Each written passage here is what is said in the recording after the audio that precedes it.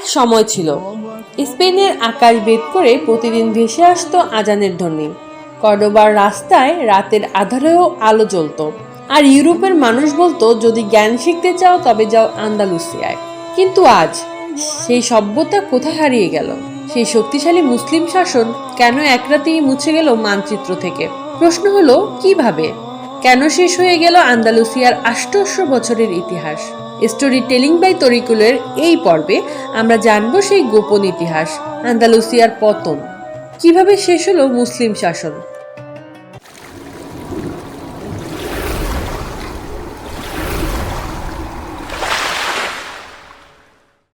৭১১ খ্রিস্টাব্দে মুসলিম সেনাপতি তারিক ইবনে জিয়াদ যখন জিব্রাল্টার প্রণালী পার হয়ে স্পেনে প্রবেশ করেন, তখন ইউরোপ এক অন্ধকার যুগে ডুবেছিল।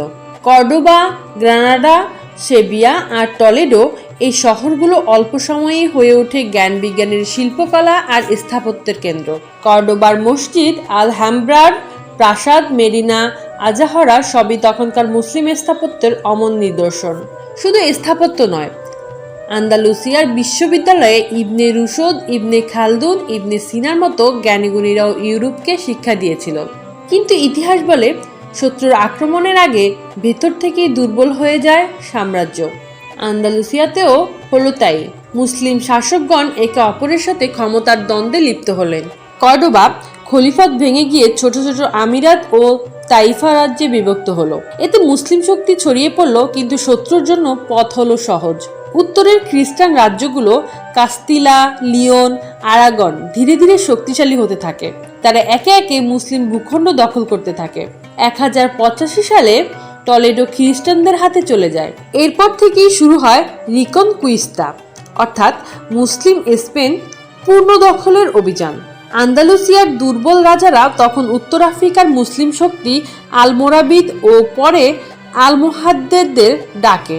কিছু সময়ের জন্য মুসলিমরা শক্তি ফিরে পেলেও শাসক শ্রেণীর ভোগ বিলাস, দুর্নীতি আর পারস্পরিক বিভক্ত আবারও মুসলিম শক্তিকে দুর্বল করে দেয়। ১২১২ সালের এই যুদ্ধে খ্রিস্টান জোট মুসলিম আলমোহাদ বাহিনীকে মারাত্মকভাবে পরাজিত করে।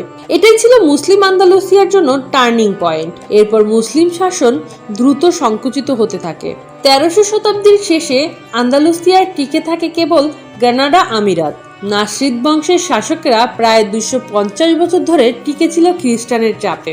আলহামব্রার প্রাসাদ তখন দাঁড়িয়েছিল মুসলিম শিল্পকলা ও ক্ষমতার প্রতীক হিসেবে। কিন্তু গ্রেনাডাও বাঁচতে পারেনি। ১৪৯২ সালে কাস্তিলের রানী ইসাবেলা আর আরাগনের রাজা ফার্ডিনান্ড একত্র হয়ে গ্রেনাডা দখল করে নেয়। শেষ মুসলিম শাসক আবু আবদুল্লাহ বা ওয়ালিদকে আত্মসমর্পণ করতে হয়। কথিত আছে, আত্মসমর্পণের পর যখন বোয়াবিদ্দল আলহামব্রা থেকে বেরিয়ে যাচ্ছিলেন, তিনি একবার পেছনে ফিরে তাকিয়ে কেঁদে ফেলেছিলেন। তখন তার মা বলেছিলেন, যা তুমি পুরুষের মতো রক্ষা করতে পারোনি, তার জন্য এখন নারীর মতো কেঁদে লাভ নেই। এভাবেই ১৪৯২ সালে শেষ হলো আন্দালুসিয়ার ৮০০ বছরের মুসলিম শাসন। আন্দালুসিয়া হারালেও এর প্রভাব মুছে যায়নি।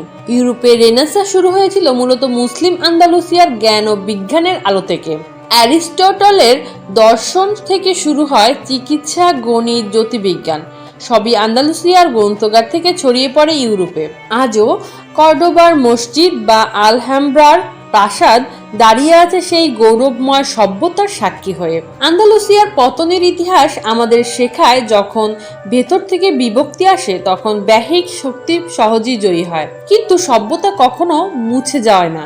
আজও আন্দালুসিয়ার নিদর্শনগুলো বলে যায় মুসলিম শাসন একসময় কেমন ছিল, জ্ঞান, সংস্কৃতি আর ন্যায় নীতির প্রতীক। যদি ভিডিওটি আপনাদের ভালো লেগে থাকে তাহলে লাইক দিন, সাবস্ক্রাইব করুন আর শেয়ার করুন, যাতে অন্যরাও উপকৃত হতে পারে। আল্লাহ হাফেজ।